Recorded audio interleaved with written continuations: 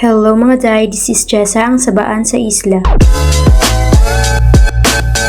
Ngayon nga ay advance celebration ng karawan ng aking ate. Advance happy birthday na lang sa'yo sis. Pero bago ang lahat, mag-a-update muna ako dahil may pupuntahan kami ng aking anak. Ginawa ko na nga mga dapat kong gawin habang tulog pa siya. Dahil mabilis lang ang oras sa umaga kapag pupunta ka sa bayan, kaya konti lamang ang preparasyon mo. Nag-brush na rin muna ako ng mga tsinelas namin dyan para hindi naman nakakahiya. Pagtapos ko ay nagising na rin nga ang anak ko kaya niligpit ko na rin ang aming hinigaan. Hindi pa nga ako natatapos dyan ay may dumating at kinausap si mama. Ako na lang muna ang nagtimpla ng kape dyan dahil usually si mama ang nagtitimpla. Pinadala ko na rin sa bata yung nilabo ni mama na saging kagabi. Binilisan ko lang din ang kilos ko dyan dahil meron pa akong papakaining alaga sa babuyan. Mabilis dapat ang kilos pero tapos lahat ang gawain. Pag-uwi ko ay nagkakape pa rin ang anak ko. Kaya naligo na lang muna din ako para siya na lang asikasuhin ko pagkatapos ko. Dahil kung tinangala ang oras ay binihisan ko na lang siya. Inutusan ko na nga siyang kunin ng tsinelas at isuot. Kaso baliktad. Excited na ang batang umalis kaya naglakad na kami papuntang Pantalan baka maiwan pa kami ng bangka. Pagdating namin ay marami na rin sakay buti hindi kami naiwan. Malapit na rin kasi ang festa ng bayan ng Mauban. Maya-maya umalis na rin ang bangka buti nga hindi malakas kahit mahangin. Hindi natulog ang bata kaya umira lang kanyang kalikutan. Mabilis lang din kami nakarating pero hindi agad kami nakadunggo dahil puno ng bangka ang Pantalan. At bukod doon sa bayan ng Maubay mga bangkay nagkakareray. Pero nagawa naman ng paraan kaya kami ay nakadoong din. Nakita na nga ni Max Payne ang kanyang papa kaya siya ay tuwang-tuwa. Kami na nga lamang ang natira sa bangka dahil nauna na silang bumaba. Pinalibor na lang muna namin dyan yung labahin ng kakilala ko kay baka maiwan man. Pagkatapos ay bumili na rin kami ng inutos dyan ni mama. Sabi ko nga ay dadaanan na lamang namin dahil meron pa kaming bibilhin. Nakita nga namin tong mga perya dito pero hanggang tingin na lang muna tayo. Pumasok muna kami dito sa bilihan ng cake para magtingin-tingin. Pagkatapos namin tumingin ay bumili na rin kami. Pinaiwan na lang din muna namin at binigyan kami ng number para daanan na lang ulit. Hindi rin kami nagtagal dahil meron lang kami binili kaya binalikan na lang din agad namin. Hinatid na muna namin sa Pantalan yung aming mga dala bago balikan yung binutos ni mama. Pero hindi na kami sumama kaya dito na lang muna kami nagpahinga. Pagbalik ng papa ni Max Payne naghanap kami ng makakainan. Dahil nga hindi pa festa kaya dito muna tayo sa may bayad. Pagkatapos namin kumain ay pumunta na rin kami sa paparadahan ng motor. Habang papunta nga kami ay nagandahan ako dito sa payas sa daan. Pagdating namin hindi rin kami nagtagal kaya kami sumakay na ng tricycle baka kami maiwan ng bangka. Hindi pa pala paalis pero sumakay na kami habang naghihintay. Humanap na kami ng upuang mapagpepestuhan. Pero maya-maya umalis na rin kami agad. Fast forward nakarating na kami ng isla at siya na nga ang nag-labor niyan. Nanghiram na lamang siya ng kariton para mas mapadali ang pag-labor. Pagdating namin sa bahay ay nag-prepare na ako ng mga dadali namin sa piknitan. Nagmadali na nga kami dyan dahil tanghali na. Fast forward nakarating na kami sa pait. Gumawa lang kami ng buhangin lamesa para sa pagpapatungan ng pagkain. Nilagyan na lang din namin ng konting decoration. Happy birthday to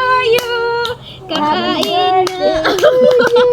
Pagkatapos namin kumanta ay kumain na lang din kami agad dahil nga tanghali na wala pa kaming kain. Kanya-kanyang pwesto na lang muna tayo kay gipanggutom naman ng mga tao. Hanggang dito na lang mga sabaan. Bye!